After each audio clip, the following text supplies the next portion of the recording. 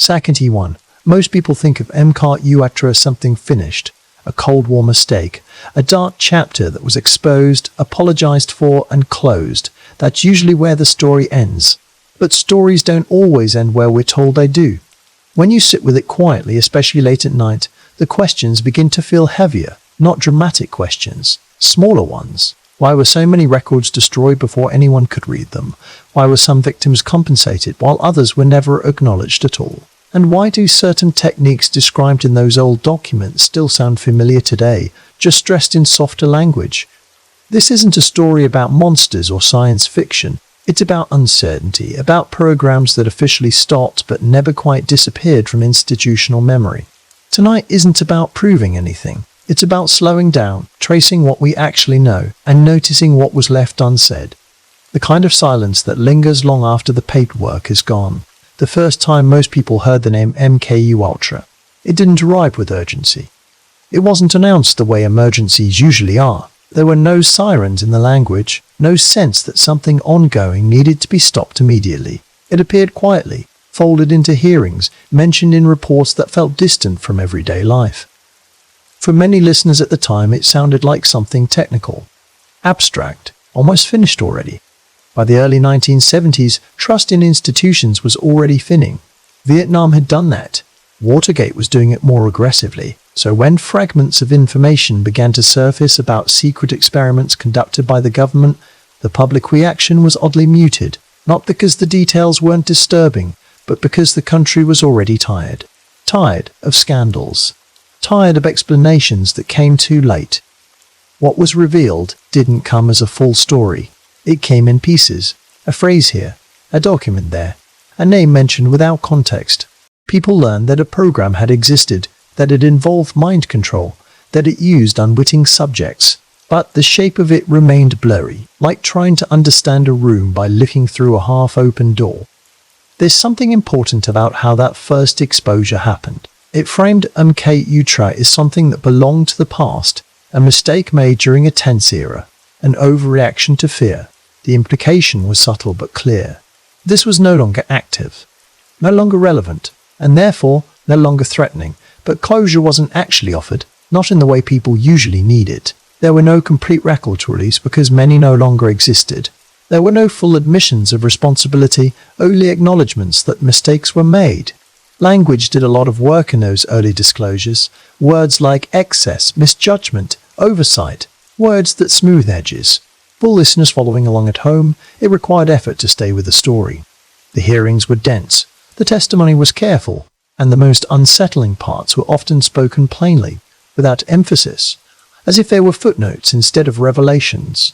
That plainness made it easy to miss what was being said. People were told that some participants had been dosed with psychoactive substances without consent, that others were subjected to psychological stress, that the goal was to understand how the human mind could be influenced, broken, or redirected.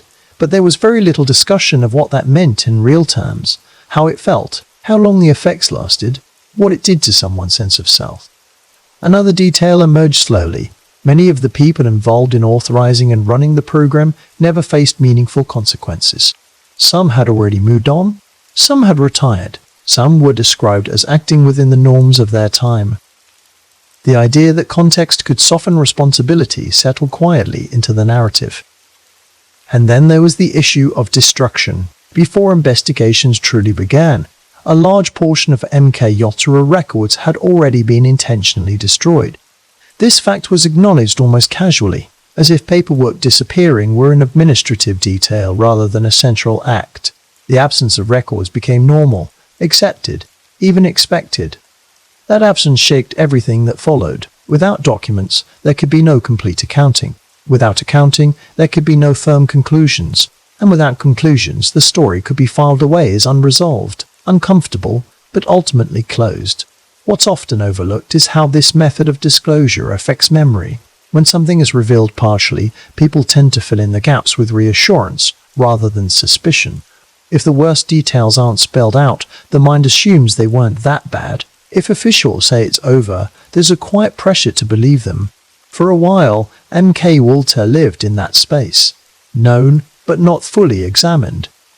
A shadow acknowledged, but not traced to its edges. It existed as a reference point rather than an ongoing question, something people cited to prove the government had once gone too far, while also implying it wouldn't happen again. But late at night, when the noise of daily explanations fades, the structure of that revelation begins to feel strange, not dramatic, just incomplete.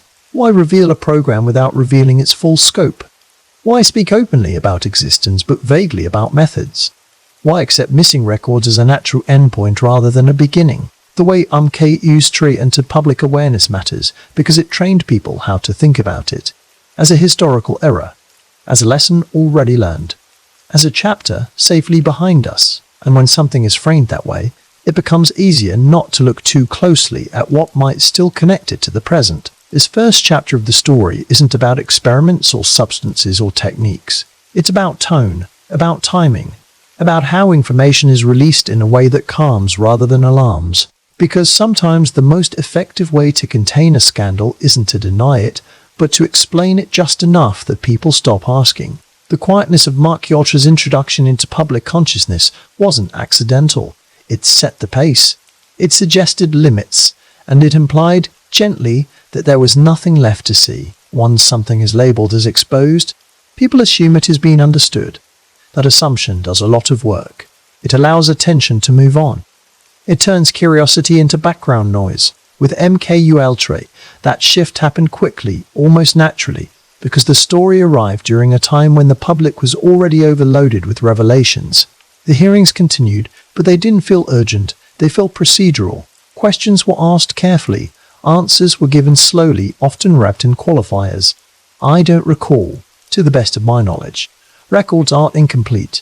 Each phrase lowered the temperature of the room just a little more. What's striking, looking back, is how responsibility was distributed into the abstract. Agencies were named, but individuals remained distant.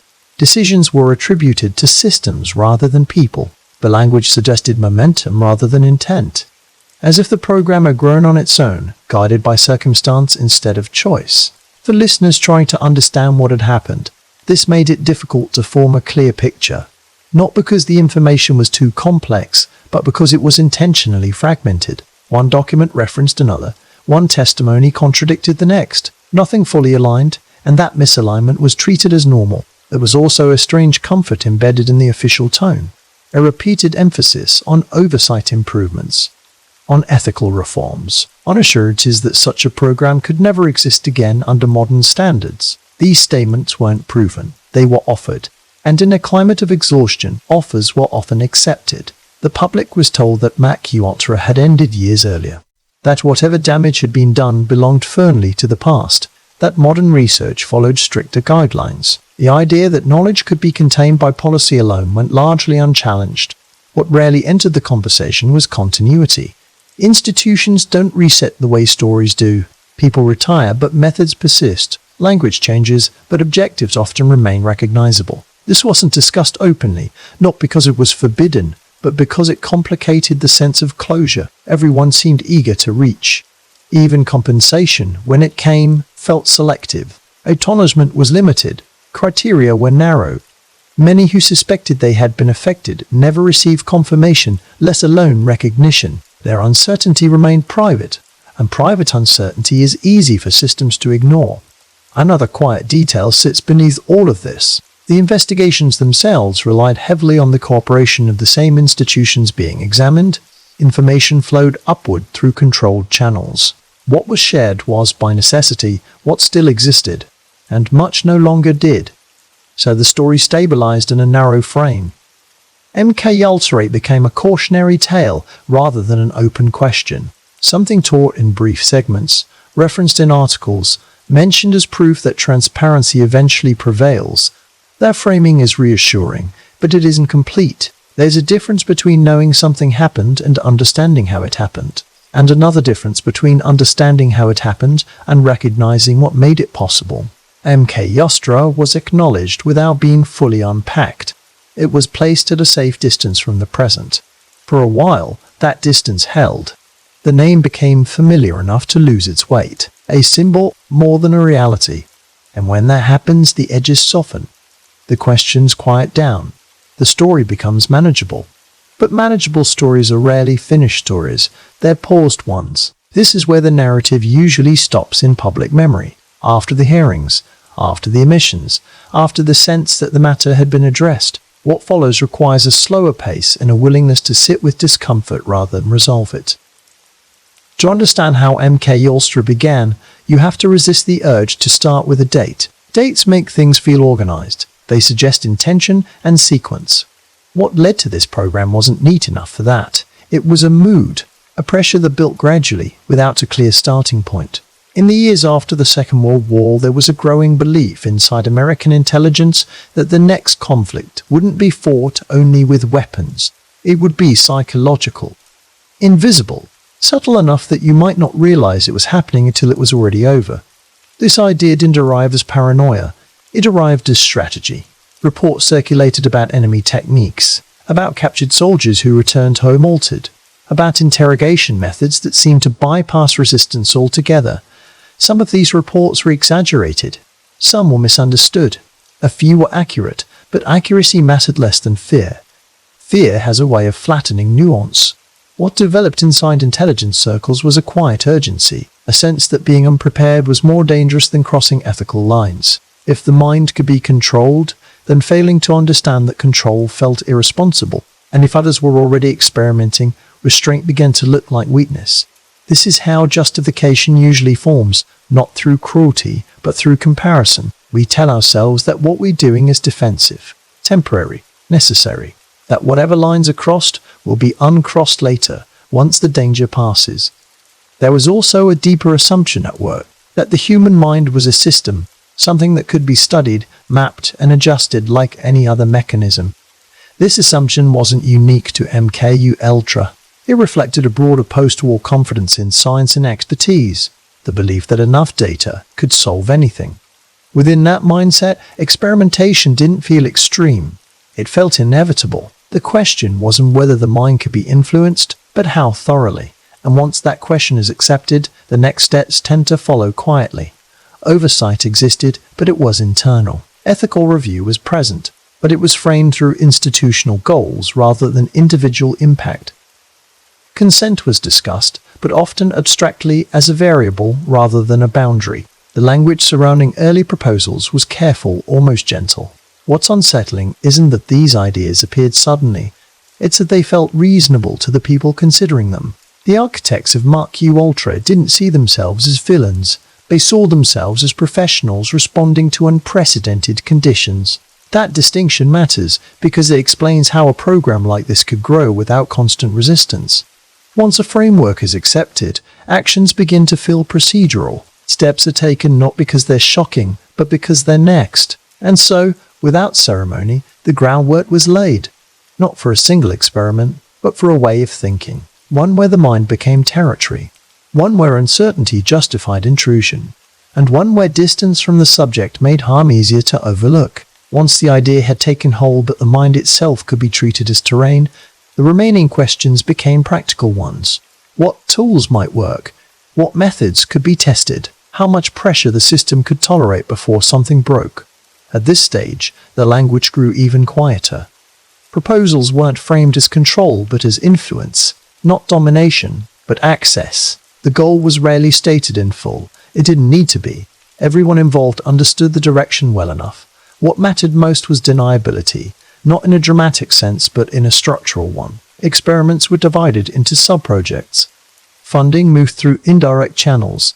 Universities, hospitals, private researchers. Layers were added not only for secrecy, but for comfort. Distance made responsibility feel diluted. Another assumption settled in around this time, that extreme circumstances required exceptional methods and that those methods could later be contained. This belief is common in moments of fear. We imagine that once we understand something, we can put it back where it belongs. That knowledge doesn't linger. That techniques don't migrate. But techniques always migrate. Researchers were encouraged to explore broadly. Chemicals, sensory deprivation, hypnosis, stress, isolation. Not all of these ideas were new. Some had histories stretching back decades. What changed was scale, coordination, and the absence of meaningful consent. The individuals designing these studies often didn't witness their effects directly. Data traveled upward, results were summarized. Failures were noted clinically. Suffering, second to, was reduced to outcome measures. This separation made it easier to continue. There's a subtle shift that happens when experimentation becomes routine. Initial hesitation fades, boundaries blur, what once felt questionable begins to feel normal, especially when no immediate consequences appear. And there were very few immediate consequences for those in charge. The people subjected to these methods weren't chosen because they were resilient. Often they were chosen because they were accessible. Prisoners, patients, people already struggling, individuals whose voices carried less weight in official spaces. This wasn't always acknowledged openly, but it shaped decisions all the same. By the time Anke Yatra formally existed as a program, much of its logic had already been normalized. It wasn't a single leap into darkness. It was a series of small steps taken without pause, each justified by the last. Understanding this doesn't excuse what followed, but it does explain how it became possible. Programs like MHULT don't emerge from chaos. They emerge from order, from planning, from the belief that control is not only achievable but necessary. This chapter matters because it shows how easily intention can drift, how fear reshapes ethics without announcing itself, and how, once that drift begins, stopping it requires more courage than starting ever did. By the time MK Yastra moved from theory into practice, the tone had already shifted. The questions were no longer about whether the mind could be influenced, but about how much interference it could absorb before something irreversible happened. That question was rarely asked out loud. It lived quietly beneath the paperwork. The experiments didn't begin with chaos. They began with structure, protocols, reports, budgets. On paper, everything looked controlled, clinical even.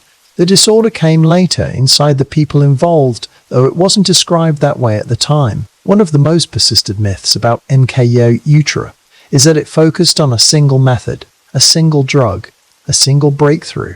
In reality, it was scattered by design. Dozens of approaches tested in parallel, often without coordination between teams. What mattered was volume.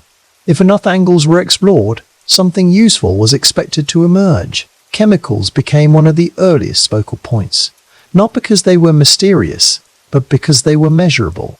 Dosages could be adjusted, reactions could be adjusted, effects could be recorded. LSD, in particular, drew attention not as a mind control solution, but as a disruptor, something that loosened certainty, something that made people suggestible, confused, uncertain of their own perceptions. That uncertainty was the point. Many subjects were never told what they were being given. Some believed they were part of legitimate medical research. Others thought they were receiving treatment.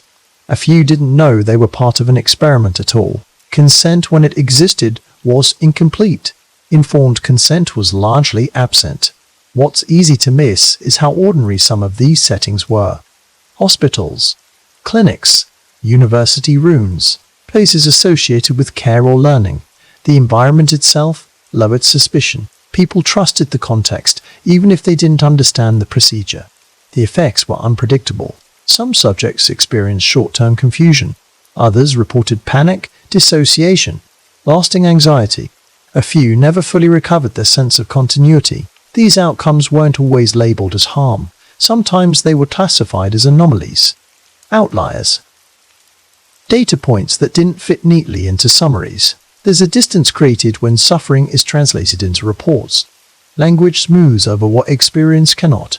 The subject becomes a case. A reaction becomes a result.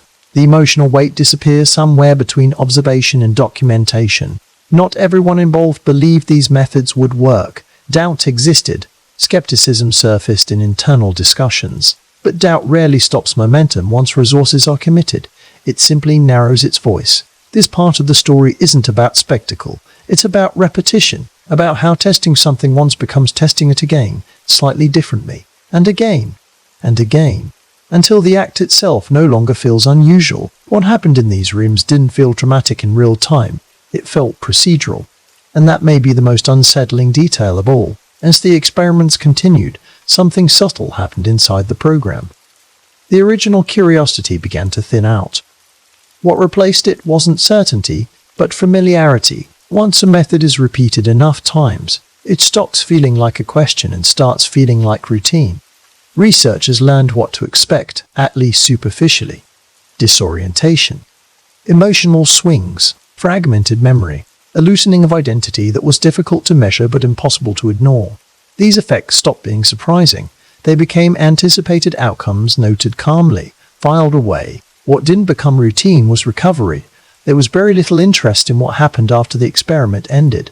Follow-up, when it existed, was inconsistent. Some subjects were checked on briefly. Others disappeared from the record entirely. The assumption seemed to be that once data was gathered, responsibility ended. This wasn't always stated outright. It didn't need to be. Systems teach priorities quietly. Time, funding, and attention flow toward new trials, not toward repairing damage already done. The future mattered more than the aftermath. In some cases, the same individuals were subjected to multiple experiments. Not because it was necessary, but because they were available. Familiar. Already inside the system, this created layers of confusion that were difficult to separate later. Subjects couldn't always tell which effects belonged to which exposure. Memory itself became unreliable. One of the most troubling aspects is how uncertainty was interpreted. When subjects struggled to articulate what they were experiencing, this was sometimes treated as evidence of effectiveness. If someone couldn't clearly describe what was happening to them, it suggested their cognitive structure had been disrupted. From a purely technical perspective, that disruption was the point. This inversion mattered. Distress wasn't always a signal to stop. Sometimes it was read as confirmation. There were moments when experiments went too far, even by internal standards. Panic reactions, psychological breakdowns, hospitalizations. These incidents were often recorded, but rarely framed as warnings. They were exceptions, not lessons. Adjustments were made, but the underlying approach remained intact. The people running these studies often believed they were acting responsibly. They compared their work to enemy programs. They reassured themselves that knowledge gained here would prevent worse harm elsewhere. That belief created moral insulation. If the purpose was protection, then the cost could be rationalized. It's important to understand how ordinary this felt to those involved. There were no dark rooms filled with shouting, no constant sense of menace. There were desks, clipboards, scheduled sessions, conversations about methodology, coffee breaks. The normal rhythms of professional life continued alongside extraordinary acts. That ordinariness is part of why MKU Ultra is so difficult to process. It doesn't fit neatly into a story about evil intentions. It's a story about compartmentalization, about how people separate their roles from their impact, about how harm becomes invisible when it's divided into steps. Some researchers questioned what they were doing. Letters were written, concerns were raised quietly, but questioning a method is different from stopping it. Doubt didn't always translate into resistance. Often, it simply stayed internal. There's also the matter of scale. Because MKU was decentralized, no single person witnessed its full scope. Each team saw only a fragment. This fragmentation made it easier to believe that excesses were isolated rather than systemic. When harm is distributed, accountability dissolves. For the subjects, though, there was no fragmentation. The experience was whole, confusing, often terrifying, and deeply personal. Many couldn't explain what had happened to them in a way that others understood.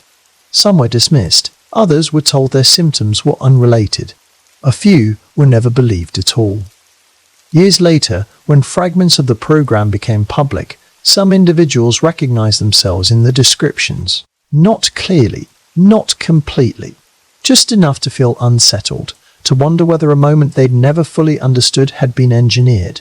What MKU produced wasn't a reliable method of control. Even internal assessments acknowledged that.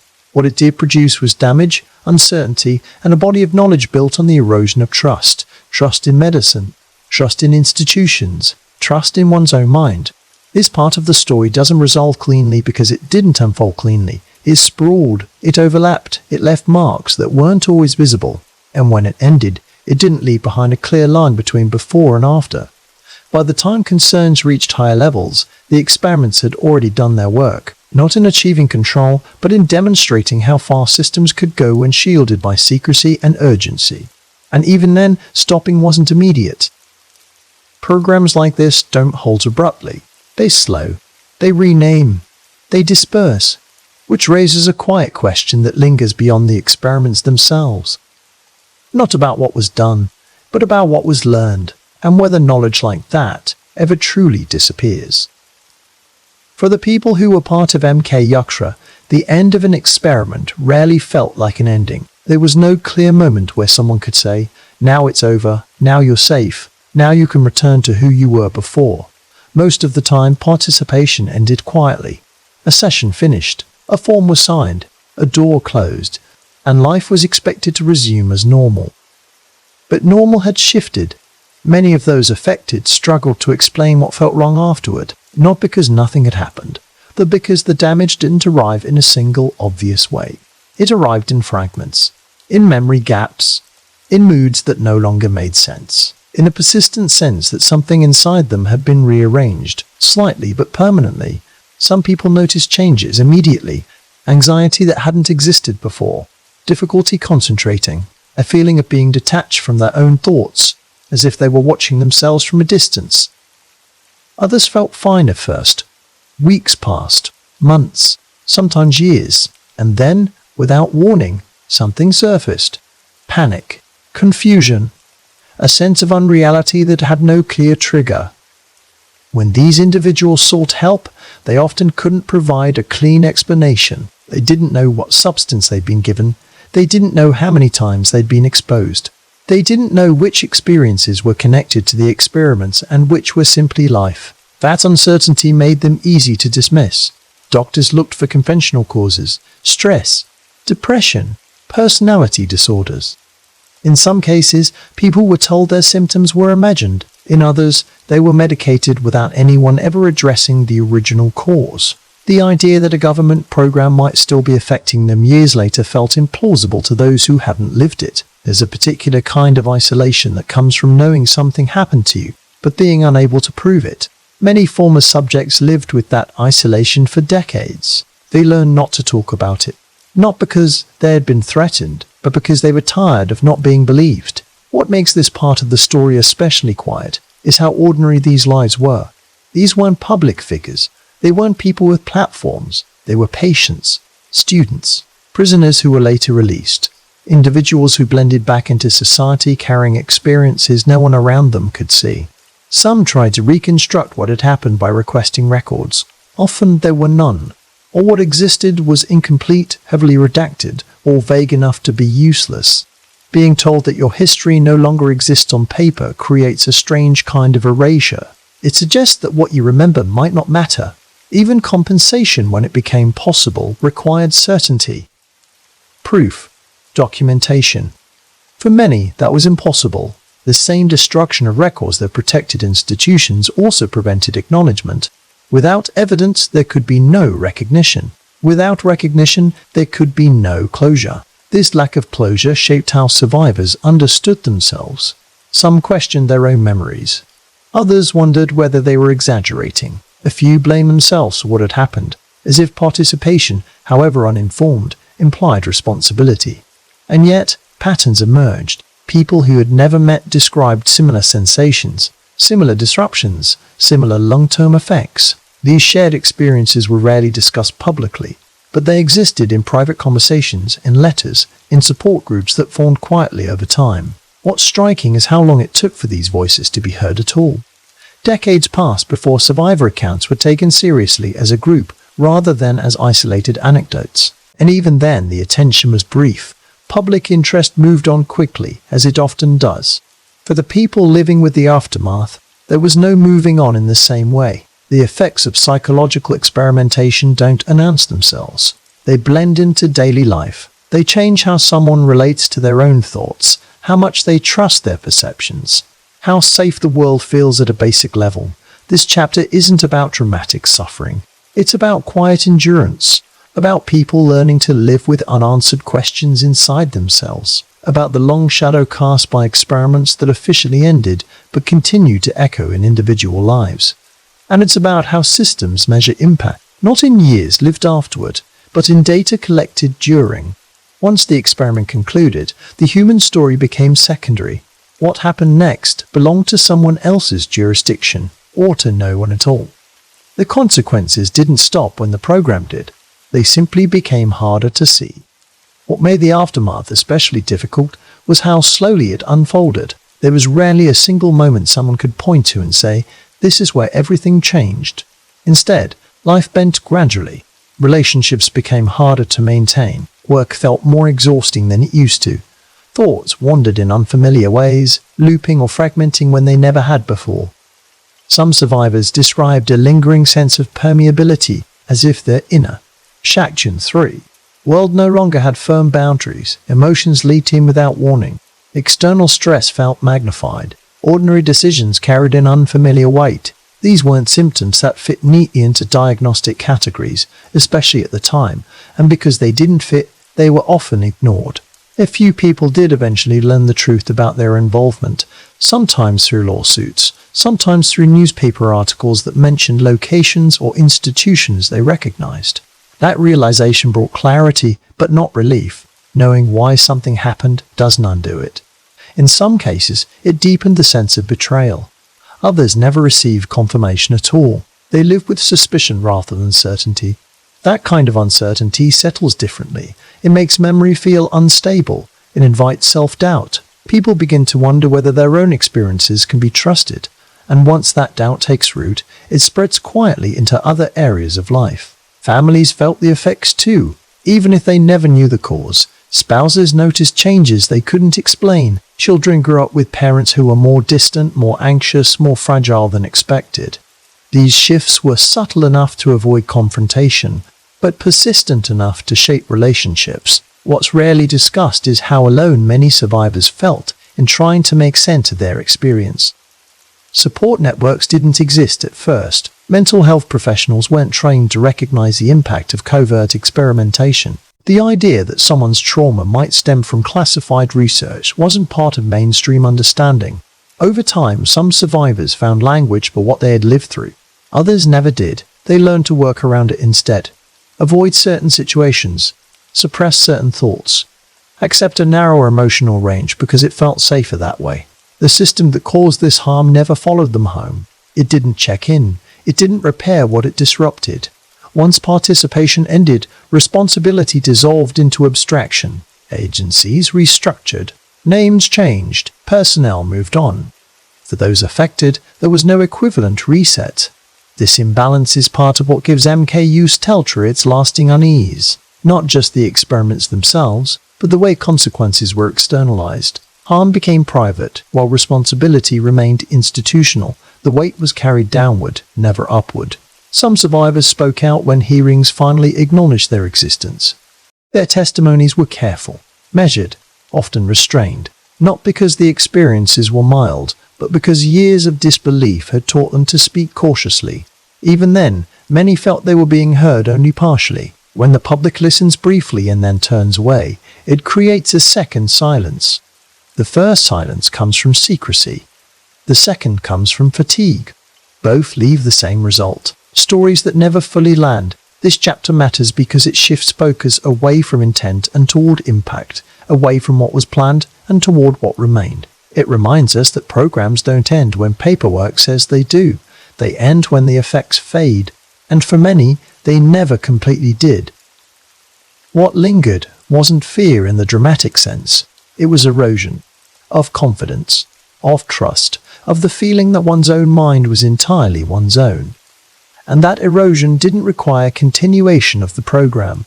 It survived on memory alone. When people talk about MK Ustra ending, they often imagine a decision, a meeting, a moment where someone finally said, "This has gone too far." The reality was quieter than that. The program didn't stop because it was completed, and it didn't stop because it was resolved. It slowed because it became inconvenient. By the early 1970s, attention was turning inward. Oversight committees were forming. Journalists were asking better questions. The atmosphere that once rewarded secrecy had begun to shift, not toward openness, but toward caution, and in that shift, records became liabilities. The destruction of MKU Ultra files is often mentioned as a single act, but it wasn't a dramatic purge. It was administrative. Boxes cleared, documents classified for disposal, decisions justified by routine policy, each step small enough to feel ordinary on its own. What remains unsettling is how early this happened, long before full investigations began, long before the public understood what questions to ask. By the time scrutiny arrived, much of the paper trail was already gone. Not misplaced, not lost, intentionally removed. This absence shaped everything that followed. Investigators worked with fragments. Survivors were asked to prove experiences that no longer existed on paper. Officials spoke in approximations rather than specifics, not always because they were evasive, but because they genuinely no longer knew. There's a particular power in missing records.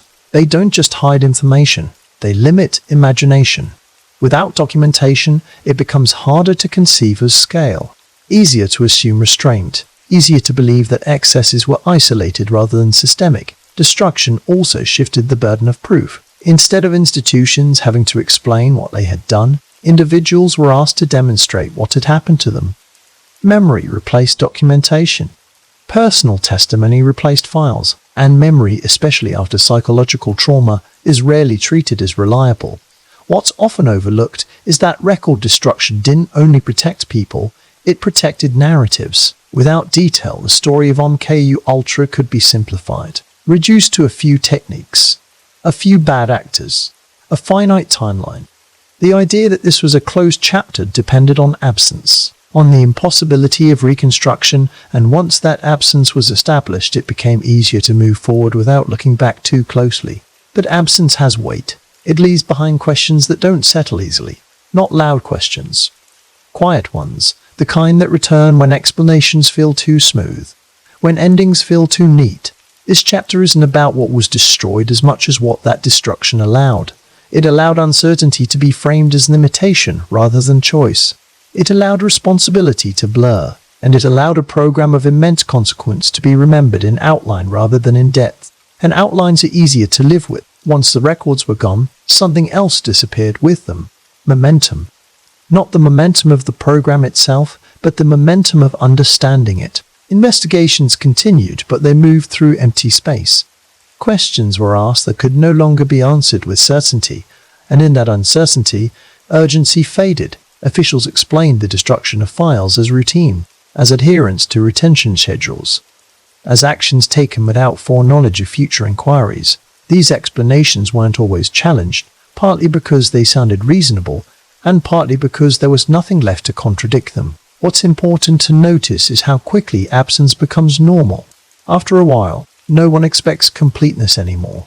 Gaps are accepted, redactions are anticipated. Missing pages stop feeling suspicious and start feeling suspicious and start feeling standard. This normalization mattered. It reshaped expectations.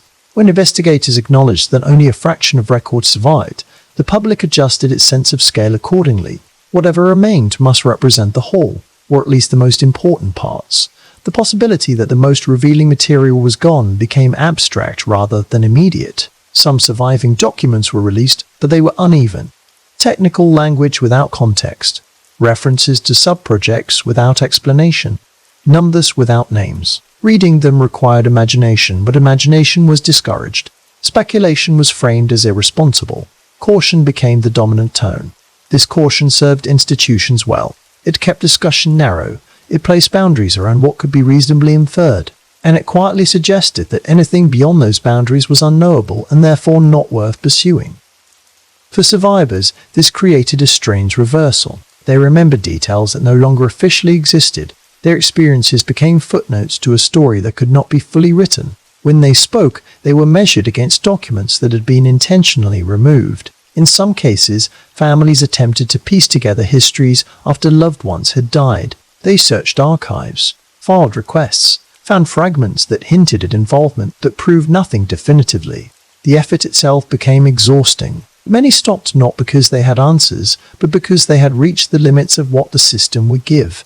There's also the question of what destruction communicates internally. When records vanish, it sends a message about priorities, about what is meant to endure and what is meant to fade. It teaches future actors that certain actions can be softened by time, especially if documentation doesn't survive it. This is part of why MKU Ultra never settled comfortably into the past. Not because it continues directly, but because the mechanisms that allowed it to operate were never fully dismantled. Secrecy wasn't challenged. It was adjusted. The loss of records didn't just obscure history, it shaped how history could be told. It allowed conclusions to be tentative. It allowed accountability to remain diffuse, and it allowed the story to end without truly ending. When people say MKU's trial was exposed, what they often mean is that it was named. But naming something isn't the same as understanding it, and understanding something isn't the same as absorbing its implications. By the time attention drifted elsewhere, the space left by missing records had hardened. It became permanent, and in that permanence, the program achieved a kind of quiet protection, not through denial, but through incompleteness. What remained was a story with holes, and holes are easy to step around, especially when the ground seems stable enough without them. When the investigations finally took shape, they carried an odd tension. On the surface, they represented accountability. Committees were formed, hearings were scheduled, witnesses were called, but underneath that structure was an awareness that much of what needed to be examined was already gone. The questions were careful, sometimes too careful. They circled around what could be confirmed rather than what felt most urgent. Officials spoke in generalities, not always to mislead, but because specifics were no longer available. Memory stood in for documentation, and memory is an unstable foundation for truth. There's a particular rhythm to institutional inquiry. It values order. Timelines. Clear lines of responsibility. MK Ultra resisted that rhythm. It was sprawling, fragmented, deliberately indirect. No single office oversaw everything. No single figure could explain the whole. That made investigation feel like reconstruction after erosion. Witnesses often emphasized context, the era, the pressures, the fears of the time. These explanations weren't false, but they were incomplete. Context can explain why something felt permissible. It doesn't explain why it wasn't stopped sooner. What's striking is how much attention was given to procedure rather than impact, how approvals were granted, how funds were allocated, how oversight mechanisms failed. These mattered, but they also shifted focus away from the human cost. Systems were examined in detail. Individuals were referenced briefly. There was also an implicit understanding that some questions could not be answered, not because they were forbidden, but because they no longer had anchors. When records are destroyed, inquiry becomes theoretical. You can ask what might have happened, but you can't confirm what did. This limitation shaped the tone of the hearings. They felt restrained, controlled, almost subdued. There were moments of discomfort, but very few moments of confrontation. No sharp breaks, no dramatic reversals. The process moved forward steadily, but without urgency. For the public, this made the story harder to hold on to. Without clear revelations, attention drifted. Other issues felt more immediate. MK Ultra became one concern among many, rather than the defining scandal it might have been in a different context. And yet, the investigations did matter. They established that lines had been crossed, that consent had been violated, that secrecy had been abused. These acknowledgements were real, even if they felt incomplete. But acknowledgement without consequence has a limited reach. It ends harm without fully absorbing it. It allows institutions to say lessons were learned without proving how deeply. This chapter sits in that uneasy space, between exposure and resolution, between inquiry and closure. The investigations brought MK Ultra into the open, but they didn't illuminate everything. They cast light selectively and left the rest in shadow. And sometimes, shadow is where the most important questions remain.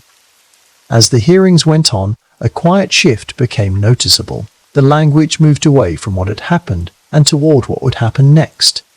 Recommendations, safeguards, new guidelines. The future began to take up more space than the past. This is a familiar pattern. When something can't be fully examined, it's often easier to promise that it won't happen again. The promise itself becomes a kind of resolution. It suggests growth, progress, distance. Committees concluded their work with reports that sounded reassuring. Oversight would be stronger, ethical standards clearer, transparency improved. These conclusions weren't meaningless, but they rested on faith. Faith that systems change because they say they will. faith that culture shifts automatically once rules are rewritten. What was rarely discussed was enforcement, or memory, or how easily exceptions are made when circumstances feel urgent again. The idea that future pressure might recreate old logic was acknowledged briefly, then set aside. For survivors, these forward-looking conclusions felt strange. Their past was still present. Symptoms hadn't ended because a report was published. Damage didn't fade because accountability was symbolically addressed. While institutions spoke about lessons learned, individuals were still carrying unresolved experiences. Some testified. Others listened from a distance. A few recognized that the hearings were not meant for them. They were meant for the record, for history. And history often prefers summaries to stories. The investigations also produced a subtle reframing. MKUltra became an example rather than an event, a warning cited in ethics discussions, a reference point in policy debates. This abstraction made it easier to teach, but harder to feel. Once something becomes a case study, Sakatine 4, it loses its immediacy. It belongs to classrooms and footnotes rather than lives. That shift doesn't erase harm, but it changes how society relates to it. There was no final moment where responsibility settled cleanly, no sentence that carried the weight of what had happened. Instead, the story dispersed into reforms, into institutional memory, into phrases like "never again," and then attention moved elsewhere. This wasn't concealment, it was drift. The kind that happens when something feels addressed enough to be set down. MKUltra didn't disappear from awareness, but it no longer demanded it. What remained was a sense of partial reckoning, enough acknowledgement to move forward, not enough to fully look back. The investigations closed the chapter administratively, but emotionally the story stayed open. This part of the narrative matters because it shows how accountability can be procedural without being complete, how truth can be recognized without being absorbed, and how endings can be declared even when consequences remain unresolved. By the time the committees disbanded, MKUltra had been placed where many uncomfortable truths end up, in the category of things we know happened, but prefer not to sit with for too long.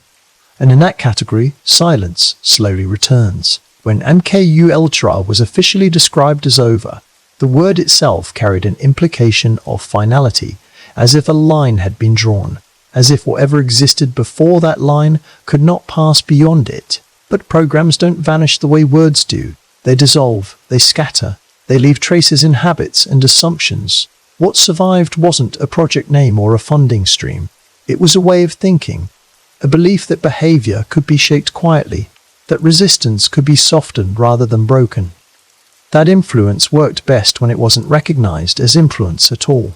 Research didn't stop after MKUltra. It shifted. Behavioral science continued to grow. Interrogation theory evolved. Psychological profiling became more refined. None of this was secret, and none of it needed to be. The unsettling part wasn't continuation, but continuity. Methods, once explored under extreme secrecy, began to reappear in sanitized forms, stripped of their most visible excesses. Framed as ethical, regulated, professional. Language did a lot of work here. Conditioning became training. Stress became pressure. Compliance became cooperation. This doesn't mean that the same abuses continued unchanged. It means that the boundary between influence and control remained flexible. That lessons learned under MKUltra didn't disappear. They were absorbed, filtered, and redistributed into new contexts. What's difficult to measure is how much of this felt intentional and how much felt inevitable. Knowledge doesn't erase itself. Once a system understands something about human vulnerability, that understanding doesn't vanish because a program ends. It waits.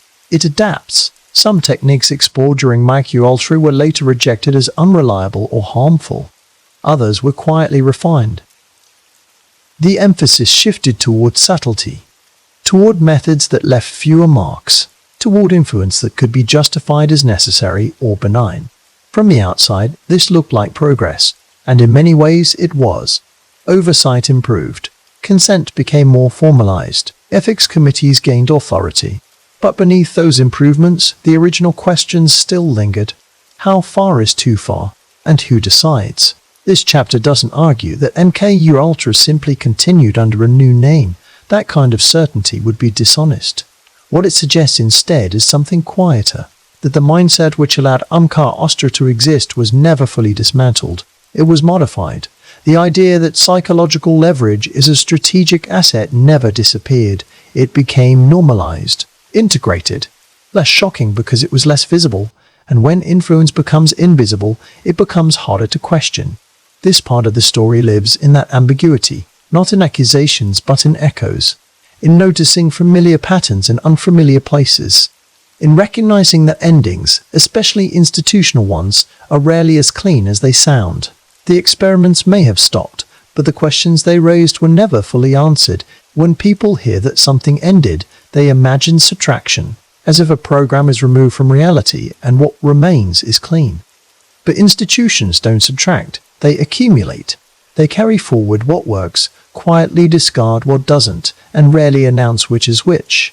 After MK Ultra, there was no collective pause, no deep institutional reckoning where everyone stopped to ask how such a program became possible in the first place. Instead, there was adjustment, a careful shifting of language, a redistribution of responsibility, a tightening of how things were described, not necessarily how they were understood. Psychological research continued to expand during this period, but with a different posture, less curiosity on the surface, more confidence. The idea that the mind could be shaped was no longer controversial. It was assumed. The question became how openly that shaping could be discussed. What had once required secrecy began to operate under legitimacy. Behavioral conditioning entered training manuals. Cognitive stress became a topic of study. Influence theory was taught in classrooms. None of this was hidden. That was the point. When something is visible, it feels safer, even if its foundations remain unchanged. There's comfort in believing that ethics evolve in a straight line, that once a boundary is crossed and acknowledged, it won't be crossed again. But ethics tend to bend with context. They adapt to urgency. They stretch under pressure, and they rely heavily on trust in those applying them. The legacy of MKU Ultra didn't survive as a set of instructions. It survived as permission. Permission to ask certain questions.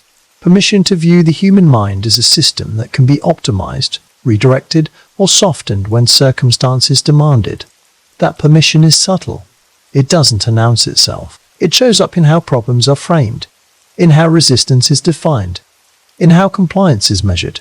It shows up when influence is described as necessary, rather than intrusive. One of the quiet shifts after Mac Quattro was a growing emphasis on environments instead of individuals. Rather than controlling a person directly, research began focusing on shaping surroundings, stresses, incentives, social pressure. The idea was that if you controlled the conditions, behavior would follow naturally. This approach feels less invasive, and in many ways it is, but it also makes influence harder to see. When behavior changes gradually, through context rather than force, it rarely triggers alarm. People assume adaptation rather than manipulation. What makes this difficult to talk about is that none of it requires malicious intent. Systems don't need cruelty to cause harm. They need only efficiency, a focus on outcomes, a willingness to prioritize results over experience. NKU Ultra taught institutions something they never forgot. The people can be pushed further than expected if the process is fragmented enough, if no single person feels responsible, if the language stays technical, if the subjects remain distant. That lesson doesn't vanish when a program ends. There's also the matter of memory. Institutions remember differently than people do. They remember procedures, frameworks, what succeeded and what failed. They don't remember confusion, or fear, or the slow erosion of trust inside a single mind. So when former MKU Ultra researchers moved on to other projects, they didn't carry guilt in an obvious way. They carried experience, technical understanding, familiarity with boundaries and how flexible those boundaries could be. None of this means that modern research is secretly repeating the past. That would be too simple. What it means is that the past shaped the present in ways that aren't dramatic enough to headline, but persistent enough to matter. This is why MK Ultra still unsettles people who learn about it slowly, without sensational framing. Not because it feels ongoing, but because it feels ongoing. But because it feels unresolved. Like a question that was acknowledged, but never fully answered. Did it stop because it was wrong? Or because it became visible? Those are very different endings. When wrongdoing is stopped by exposure rather than conscience, it leaves behind uncertainty.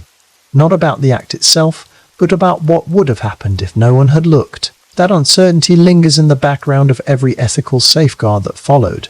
Every rule implies a reason it exists. Every restriction hints at something that once went too far. For listeners late at night, this is often where discomfort settles in, not in fear, but in awareness. The realization that systems are not guided by morality alone. They are guided by incentive, pressure, and belief in their own necessity. McUltra revealed that belief clearly, not in its documents, but in its persistence, in how long it continued, in how calmly it operated, in how easily it justified itself. And even now, decades later, it remains useful as a reference point, not because it explains everything, but because it reminds us what happens when urgency overrides restraint. The experiments themselves may belong to the past, but the conditions that allowed them to exist are not confined to a single era. They appear whenever fear is strong enough, oversight feels inconvenient, and results are valued more than process. This isn't an accusation, it's an observation. And observations like this don't resolve cleanly. They don't offer comfort. They simply remain, quietly, in the background, waiting to be remembered when similar pressures return. That's why Yatra never truly ends in the mind of the listener. Not because it continues, but because it echoes. In policy, in language, in the unspoken assumptions behind certain kinds of research, and echoes don't need volume to be heard, they just need silence. Language is where MK used to quite most comfortably now, not in documents or programs, but in the words that replace the old ones. When something becomes unacceptable, it's rarely abandoned outright. It's renamed, softened, reframed until it fits again. During McUltra, language was already doing this work. Terms like manipulation or coercion were avoided in favor of influence and compliance. Harm was translated into side effects. Subjects became participants, even when participation was never truly offered. This wasn't accidental. It was protective. Words create distance, and distance makes things easier to manage. After the program ended, that habit didn't disappear. It matured. New fields emerged with careful vocabularies. Behavioral optimization, cognitive resilience, psychological readiness, cognitive resilience. None of these phrases are inherently troubling. In isolation, they sound reasonable, even helpful. But language doesn't exist in isolation. It carries history with it, even when that history isn't acknowledged. One of the quiet outcomes of MKUltra was a deeper awareness of how suggestion works. Not just suggestion aimed at individuals, but suggestion embedded in systems, in environments, in the way choices are presented, the way stress is appraised gradually rather than suddenly, the way authority is normalized. This understanding spread far beyond intelligence agencies. It entered advertising, education, corporate management, politics. Again, not as a conspiracy, but as a shared realization. People respond to cues, to framing, to pressure that feels ambient rather than imposed. The unsettling part isn't that this knowledge exists, it's that it became ordinary. Once influence is understood as inevitable, ethical questions shift. Instead of asking whether influence should be used, the question becomes how responsibly it can be applied. Responsibility is a flexible concept. In the years after MKUltra, ethics boards became more visible. Consent forms grew longer. Oversight processes became formalized. On paper, everything looked improved, and in many cases, it truly was. But paper only tells part of the story. The deeper issue was never just oversight, it was mindset. A willingness to see human behavior as something to be engineered, to see discomfort as a tool rather than a warning. That mindset doesn't vanish because procedures change, it adapts to the procedures. Language helps with that adaptation. When terms feel neutral, actions feel justified. When processes sound technical, their impact feels abstract. It becomes easier to say this isn't control, it's guidance. This isn't pressure, it's motivation. MKUltra didn't invent this logic, but it refined it under extreme conditions. It showed how far language could stretch before it broke, and once stretched, it didn't return to its original shape. There's a reason discussions of MKUltra often feel slippery, not because facts are unavailable, but because the vocabulary we use to describe it has been diluted over time. We say experiments, not violations, research, not exploitation, mistakes, not decisions. Each substitution removes a little weight. For a tired listener, late at night, this can be more unsettling than any dramatic revelation. The realization that the most dangerous part of the program wasn't secrecy or chemicals, but normalization. The quiet process by which extraordinary actions became administratively acceptable. When language changes, memory changes with it. We remember outlines instead of textures, concepts instead of sensations. And that makes it easier to believe that we've moved on. But language also leaves traces. Certain phrases still feel uneasy, even when we can't explain why. Certain justifications feel too smooth, too practiced, as if they've been used before, under different names. This chapter isn't about accusing modern practices of repeating the past. It's about noticing continuity in how systems speak, how they explain themselves, how they reassure. Because reassurance often arrives before reflection, and once we accept reassurance, we rarely ask what is protecting us from feeling. That's where MKU Ultra lingers now, not as a program but as a reference point for how much language can obscure, how easily meaning can be managed, and how comfort can be manufactured through careful phrasing. The experiments taught institutions about the mind, but they also taught them about words, about how to describe harm without naming it, about how to acknowledge wrongdoing without fully absorbing it. And those lessons were never classified, they were learned openly, shared quietly, integrated naturally, which makes them harder to locate and harder to unlearn. Once language settles into place, it begins to guide behavior without being noticed. People don't argue with familiar terms, they work inside them. That's what makes vocabulary so powerful. Sakin Chav. In institutional settings, it doesn't just describe reality, it shapes what feels reasonable within it. After MK Ultra, the shift wasn't toward silence, it was toward fluency. Systems learned how to speak about psychological influence in ways that sounded responsible, measured, even humane. And because the words sounded careful, the actions they justified felt careful too. Consider how often discomfort is reframed as resilience, how exposure to stress becomes preparation, how pressure becomes opportunity. These aren't deceptions in the simple sense, they're reinterpretations. And reinterpretations allow continuity without repetition. This is where many people feel uneasy but can't quite explain why. The surface looks different, the intentions are stated clearly, the safeguards are visible, yet something about the logic feels familiar, not wrong exactly, just well practiced. What MK Ultra revealed, perhaps unintentionally, was how malleable moral framing can be.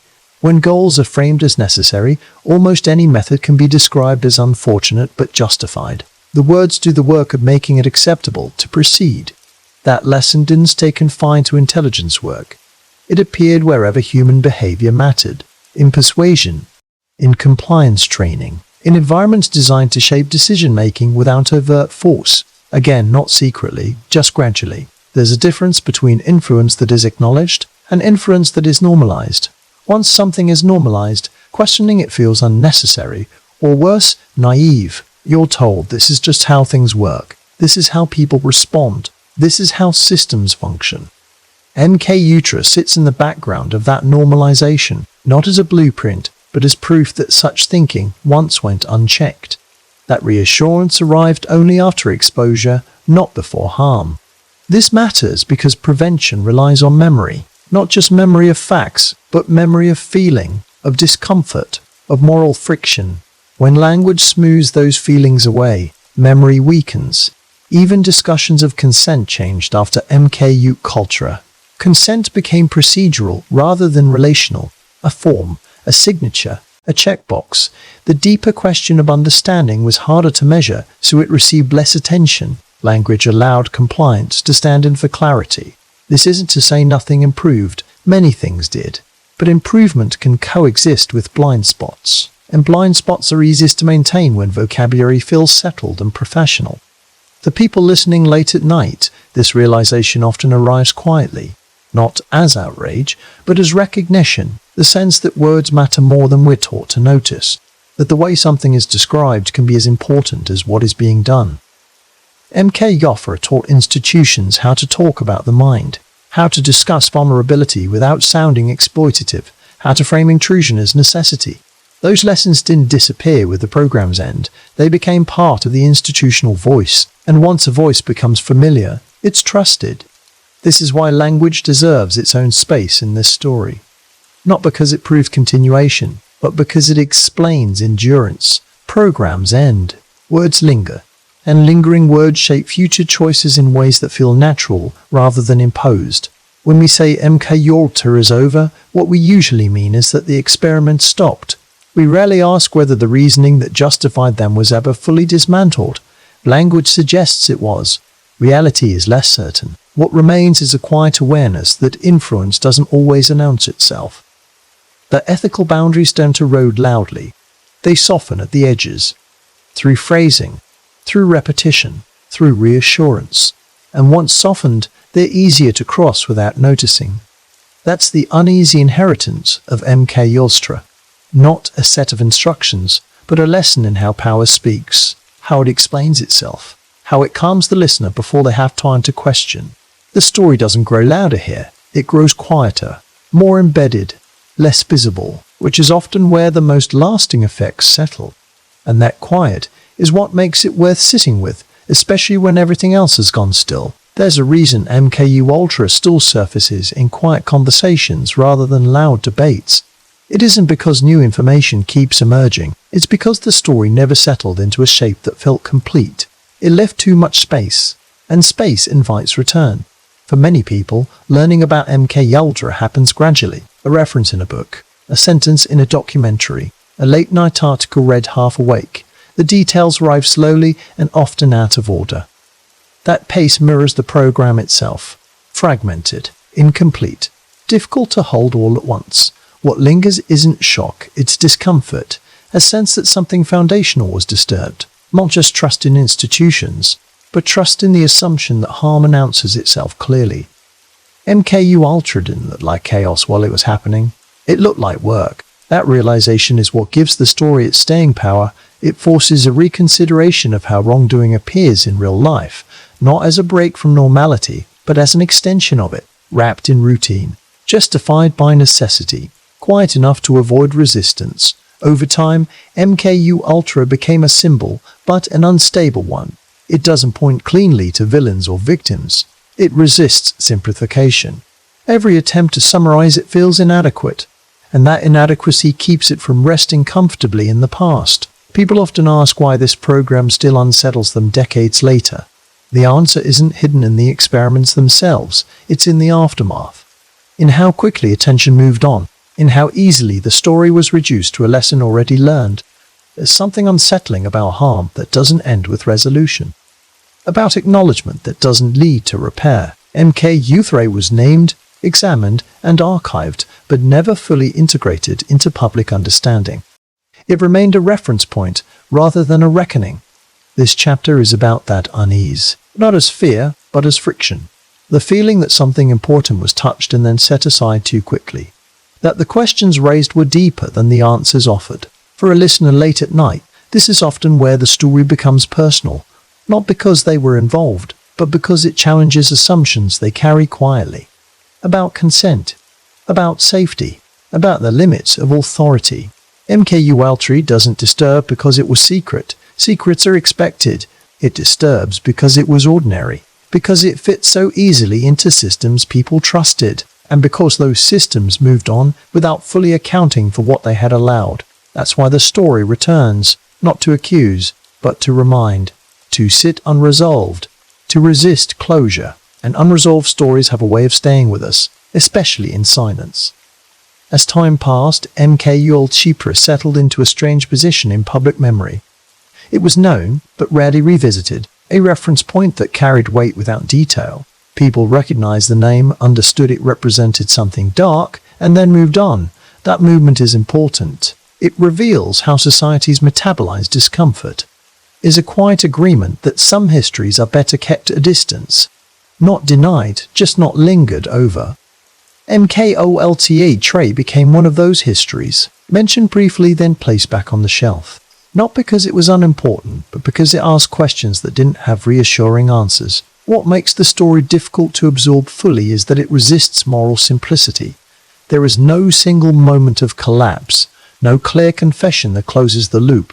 Instead, there's diffusion, responsibility spread across agencies, decades, and procedures until it becomes hard to locate anywhere in particular. That diffusion affects how people feel about it. Outrage usually needs a target. MK Ultra offers structures instead. Systems, processes, ways of thinking. It asks listeners to confront the possibility that harm doesn't always come from malice, but from momentum. This realization changes how people relate to authority, not in an explosive way, more quietly. A subtle recalibration. Trust doesn't vanish, but it becomes conditional, less automatic, more cautious. For some, this caution turns inward. They become more attentive to how their own thoughts are shaped. How much of what feels natural is learned.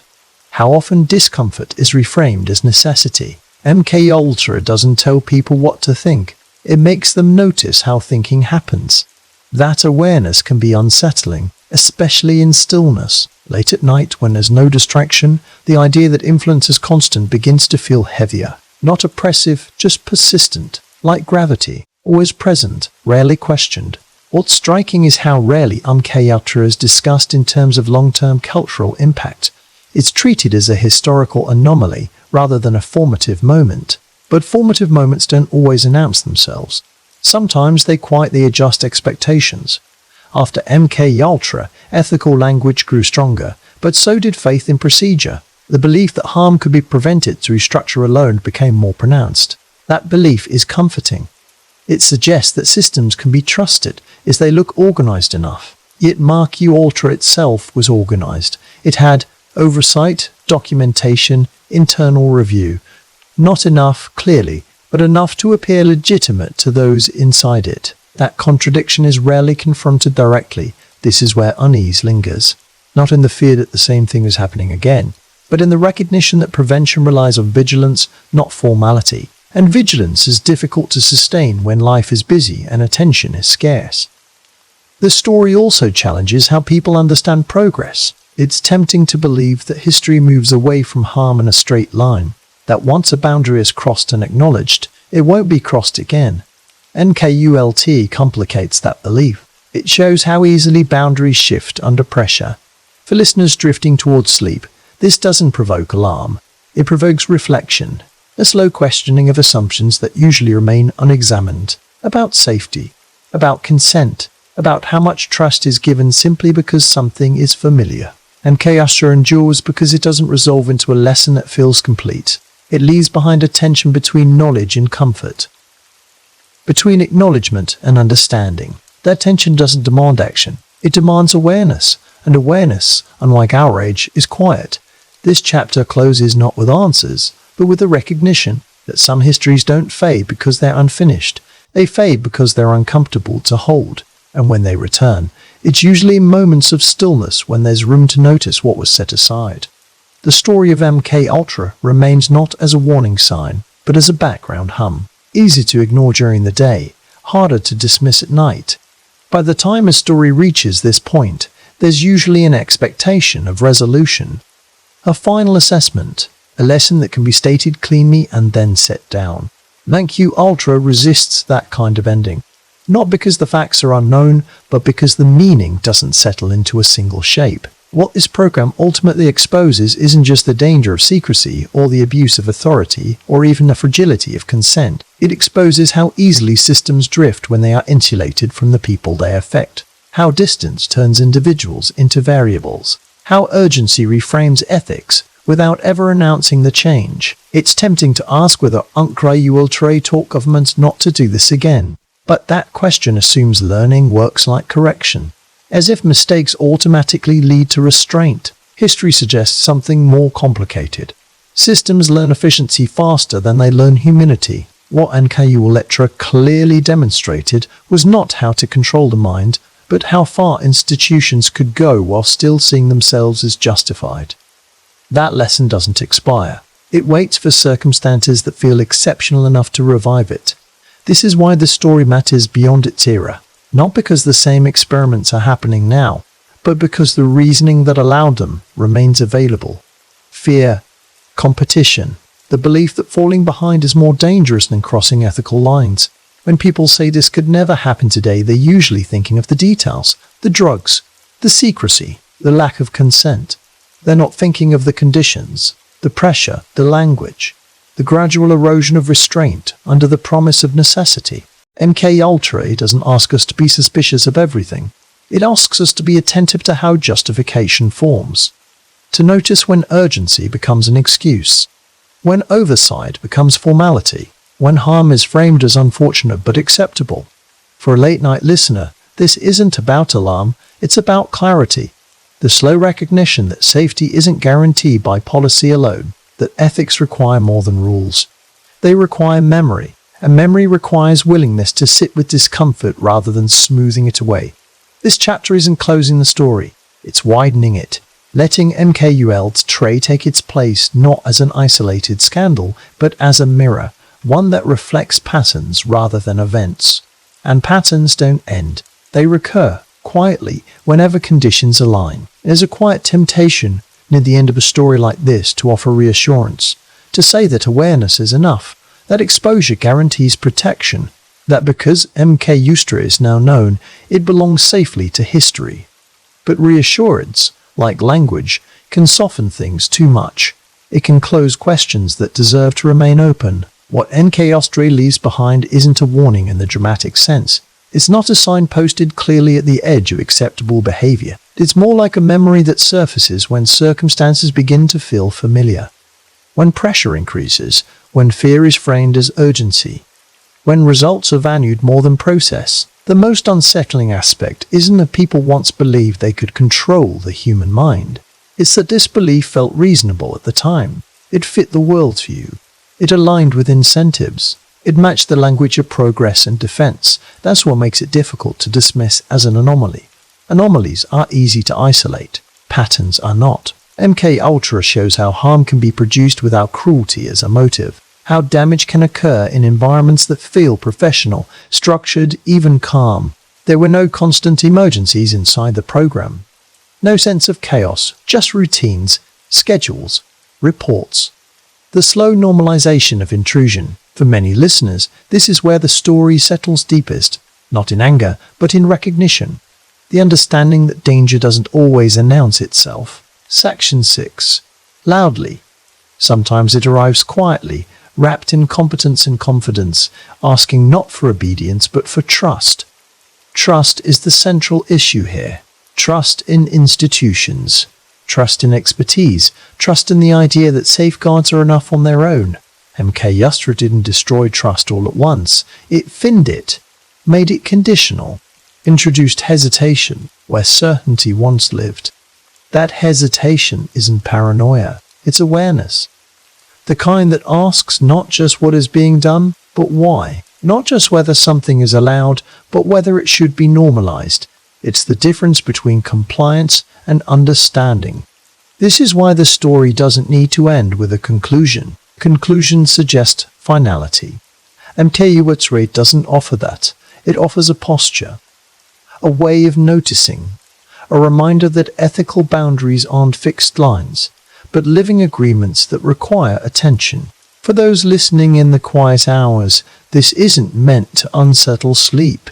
It's meant to slow thought, to invite reflection without urgency, to recognize that discomfort doesn't always mean danger. Sometimes it means something important is being acknowledged. The experiments are over. The files are gone. The committees have disbanded. But the deeper questions remain available to anyone willing to sit with them. Questions about power, about consent, about how easily the language of necessity can override restraint. MKUltra doesn't ask us to fear the future. It asks us to remember the past honestly. Not as a finished chapter, but as a reference point. A reminder of how systems behave when they stop listening to the people inside them. And perhaps that's the most human way to hold this story. Not as a lesson mastered, but as a memory carried. One that surfaces quietly when needed.